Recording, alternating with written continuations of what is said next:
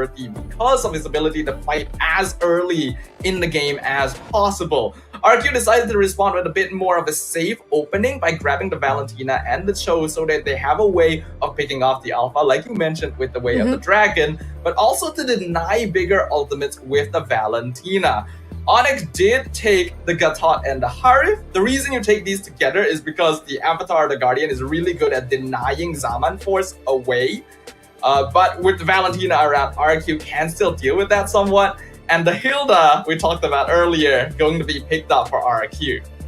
Oh, wow. I mean, okay, let's take a look on the band side, okay? We already see Araki Hoshi, great respawn coming in. And Hilda-wise, the question is, can they actually time it very right to actually shut down every movement coming in from King Kong? Because again, with the meta from the side of Hilda, the skill 2 is very useful for the side of Araki Hoshi. If you really mess around with all the resources that King Kong needs, that would be really good.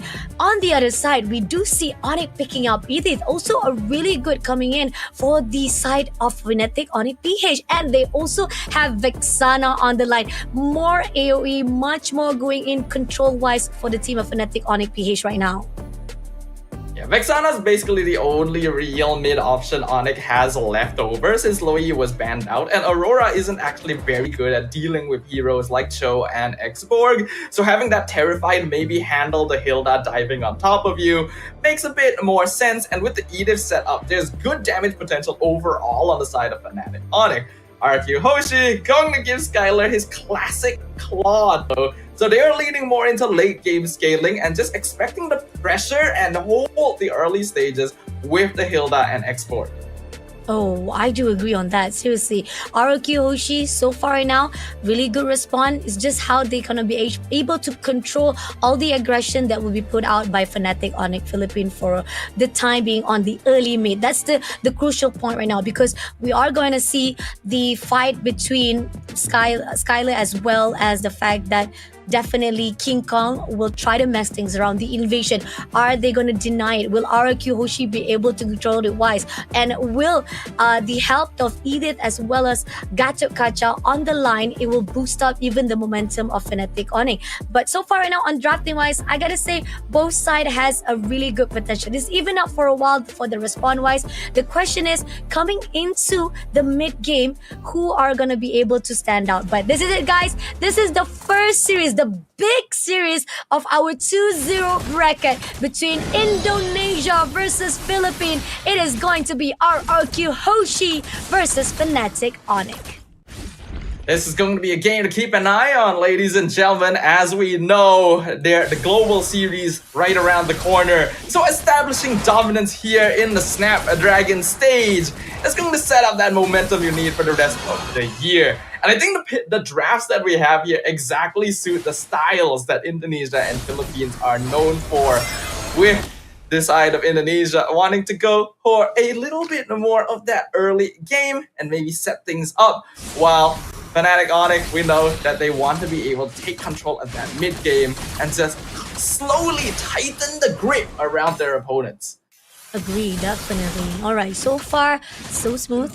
A great cover coming in. I mean, we do see invasion coming in between Susujin as well as Kyler. Kyler gonna be in the pick right now. Oh, almost close enough to be tagged out, but with a dash, he still managed to survive it out. And we do see at least Brusco is on the light side. Whatever it is, he'll be able to be backed up. But that was a really too close to tell whether or not RQ Hoshi was able to be taken down our one Kelra. But nevertheless, he'll still be able to hold the ground, and he had to back away to recall himself. Sujin, it's expected that he's going to be putting a little bit more attention towards the gold lane here, but in the mid lane, Briscoe taking quite a lot of damage himself. Oh, coming in, and now we do see the first fight coming in by Kurt, taking down Duran first. The attempts coming in from Duran try to shut down Fnatic Onyx is not gonna be able to do so now. Edok and Vince gonna wait it out for Susujin to be actually hold it out. But this turtle is already in the hands of Kikon, and now they're going pushing in for the script itself. Kikon takes down Edok immediately with the Spirit of Alpha. Now pushing straight away to the side of the one and only Susujin, but doesn't manage to put it. But that was already a good win with one kill on the side, as well as the turtle to be taken into Fnatic Onyx. It is very much expected that Fnatic Onyx should control the early game with an Alpha, Edith, and Gatot Kacha. It's a lot easier for them to take control of objectives, and they just have generally more damage compared to RRQ Hoshi. For RRQ, they gotta hold the early game and focus on giving as much farm to Rinz and Skylar as possible, with the Claude being the more obvious. That's why you're going to see a little bit more ganking towards the gold lane to make sure that Claude wins out against the Harith, because usually Harith is the winner here in this 1v1 lane matchup. Oh, that's totally agree. And here on out, we do see a 1v1 matchup coming in from Kurt as well as Diren. Airborne comes through, and now Kurt's trying to do it damage as much as he could. But I mean, you're talking about fighting off with Diren. I mean, a lot of the mobility-wise, survival and sustainability coming in from him. It's not going to be easy. Attempts coming in from the side of Kurt himself, but he's still not giving up. But he's got to be careful. Along the side of RRQ, it's going to be Susujin is just overlooking. And it seems that King Kong gets the input as well, and they will deny it as well. Now, Rinz moving away as quickly as possible before being tagged out. At least a reposition is a good in favor coming in from Hoshi, but they really gotta hold off for a while because the aggression being put out by Fnatic Onyx at the moment right now, it's really scary.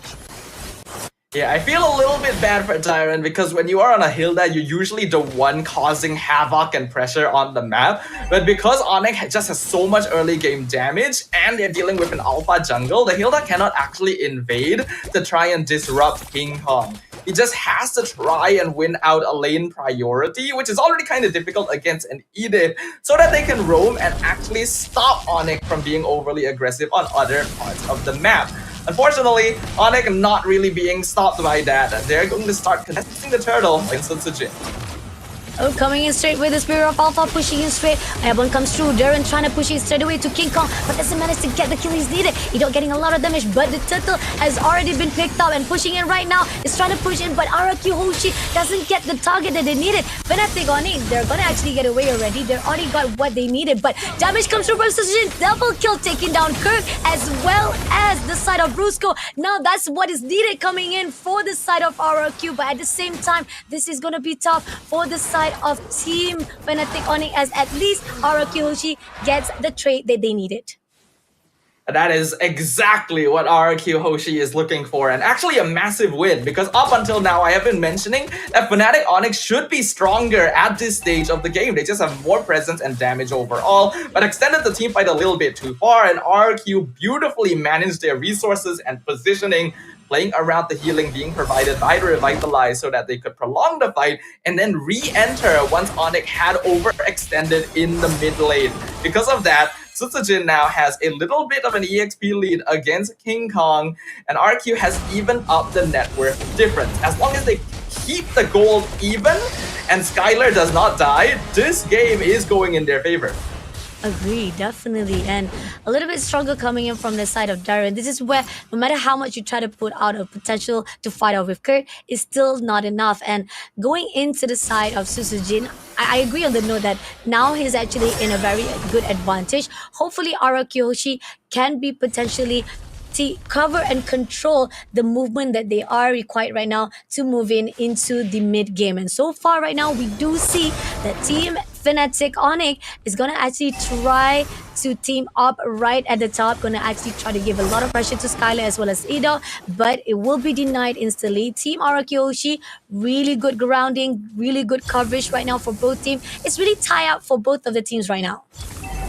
Yeah, like we mentioned, gold lane going to get a lot of attention to it, because if Onyx can unlock Kelra and have him start gaining gold from assists, it accelerates their snowball so much further while stopping Skylar. But RQ not letting that happen.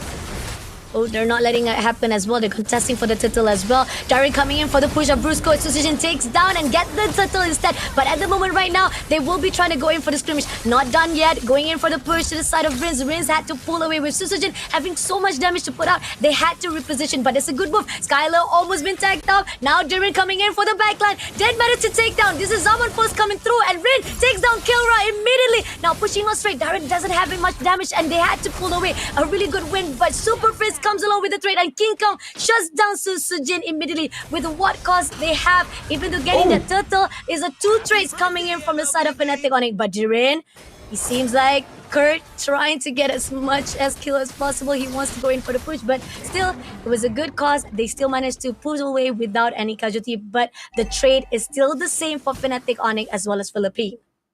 Yeah, that trade initially looked incredible for RQ Hoshi. Again, beautifully managing their positioning, but this time it was them who prolonged the fight a little bit too far and underestimated the DPS.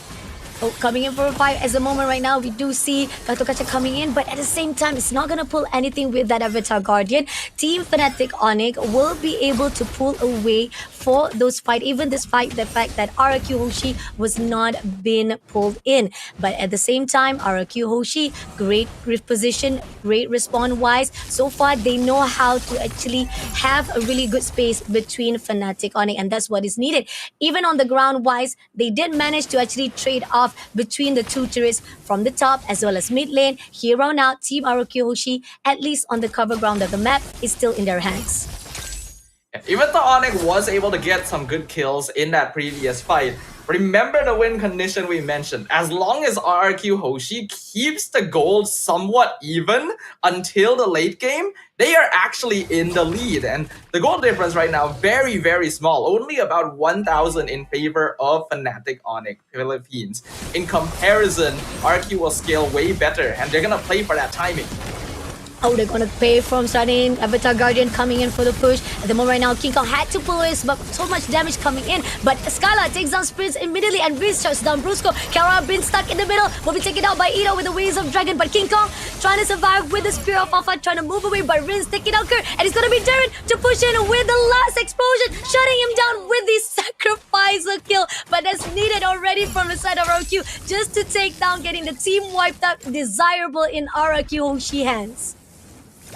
Fnatic Onyx went for a slightly over-aggressive position around the Lord Pit. At this stage of the game, it's understandable. They still have control, they still have damage, but RRQ, I've been seeing their micro movements, and it has been very, very impressive the way that they're dodging Avatar the Guardian every single time, making use of iframes, and Edok as well, finding Super Prince in the backline and kicking him into the blazing duet, thereby funneling the entirety of Fnatic Onyx into a small area where Skylar can do the most damage.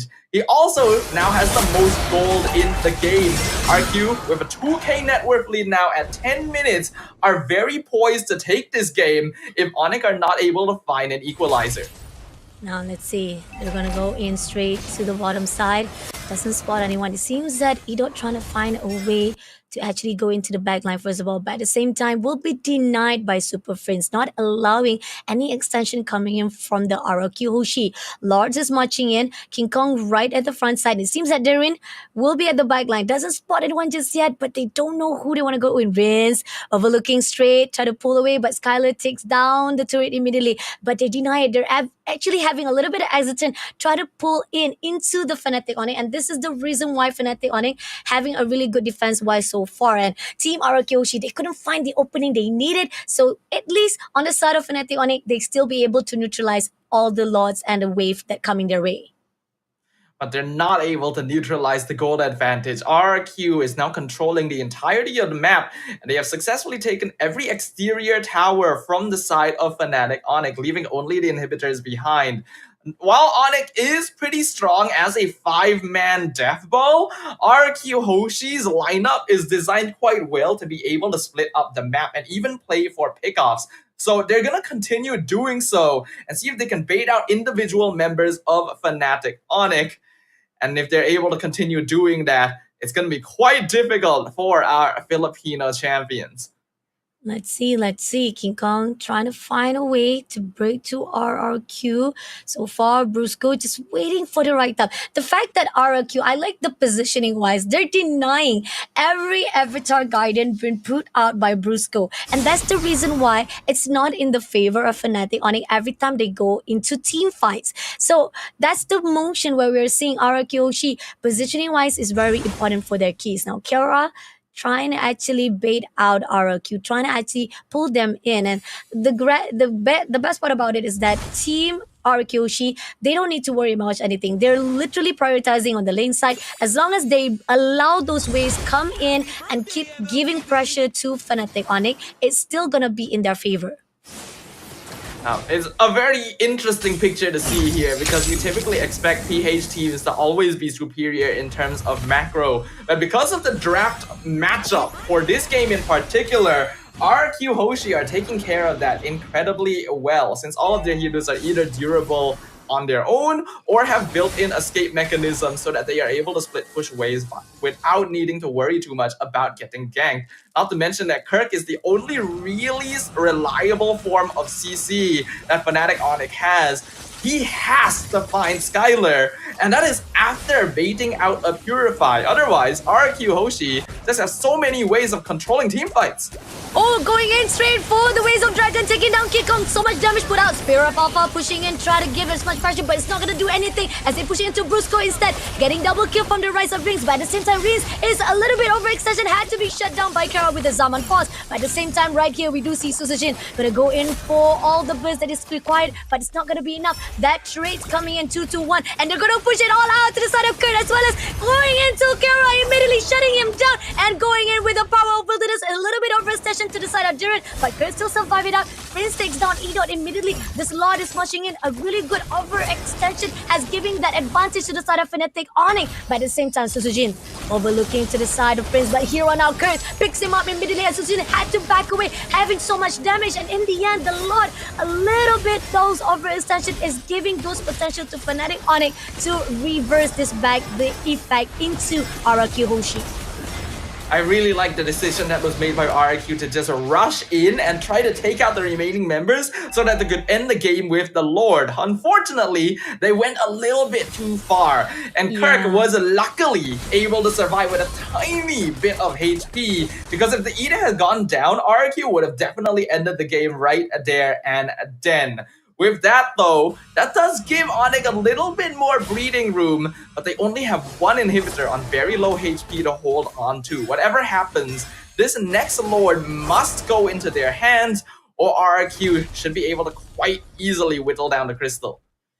Right, 81 seconds to go for the Lord. Is either they will try to actually push those team fights, or will they actually try to go in for the team fights along that Lord lane? But here on out, E-Dog is just trying to overlook. He will try to find a way to actually pick it up. Rinse, a little bit overextension will be denied by Super Friends, and not only that, they're pushing in straight away, giving a lot of damage. They're gonna actually push on for that last turret immediately, but not gonna be doing it a lot of favor, but just need one more push, will be denied instantly by Fnatic. Just one more hit could have actually got that turret, but in the end, Fnatic still giving a lot of pressure, not allowing RQ Hoshi to even come in. Yeah, Skylar tried to go in with the VMI for one last hit on the tower, but we have to remember, in the patch, they updated the tower so that they are just super tanky if you don't have minions nearby. In the past, a single hit would have actually taken that down, but that's no longer viable. Regardless though, I think RQ are in a very, very comfortable position. Right now, Skylar going to be doing a lot of damage, and because there isn't enough ways for Fnatic Onyx to force out his Purify, he can actually position himself very aggressively without needing to be worried about being CC chained. He has 0 deaths so far, and the Lord is coming up. Fnatic Onyx need this, or they need to at least slow it down. With only one tower standing, if RQ pushes in with this and a Claude, the game is basically over. It is coming in right now. We do see King Kong trying to push into Jiren, but at the same time, a little bit overextension coming to E-Dot with the Waves of Dragon. Didn't pick up anyone, but Skylar will be able to take down Kurt first of all, and getting double kill to the side of Brusco. Susujin take down Killer immediately, and King Kong, the overextension was done by the side of Fnatic Onyx, will be punished from RQ Hoshi, and unfortunately, they will go in straight into the grounds of this side. Despite the fact Jiren had to be sacrificed, but it's already a done deal for the side of Team RQ Hoshi. They will be able to get this first game in the hands of Indonesia. An unexpected result, but one that we already considered as a possibility. Both of these teams are very powerful contenders, and this is just a space for them to show how well they have adjusted after their respective performances in their MPL. RQ Hoshi, while their lineup is a little weaker in the early game, they were